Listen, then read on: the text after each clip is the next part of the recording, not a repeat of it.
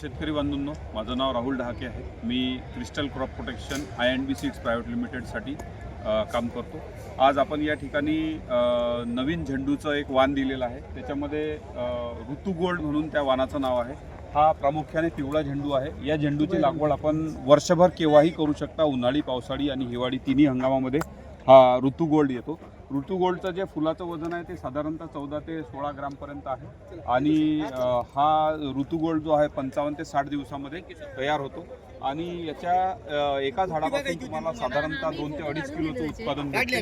हा ऋतू गोल्ड इतर वाणाच्या तुलनेमध्ये चांगला कसा आहे हे मी तुम्हाला आता सांगतो.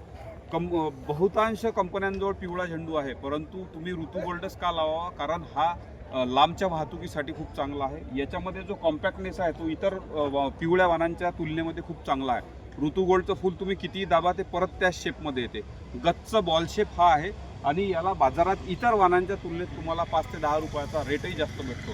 दुसरं म्हणजे ऋतू गोल्डवरती मित्रांनो किडीचा रोगांचा प्रादुर्भाव अतिशय कमी असतो. हा इतर वाणांच्या तुलनेमध्ये रोगांसाठी किडीसाठी टॉलरन्स ही याची लेवल खूप चांगली आहे. याची वाढ खूप चांगली होती. याला जास्तीत जास्त फांद्या आणि फुलं येतात. त्याच्यामुळे तुमचं नक्कीच याच्यामध्ये उत्पादन जे आहे ते जास्त येते आणि हा वर्षभर चालणारा वाण आहे. त्याच्यामुळे तुम्ही याला केव्हाही लावू शकता. धन्यवाद.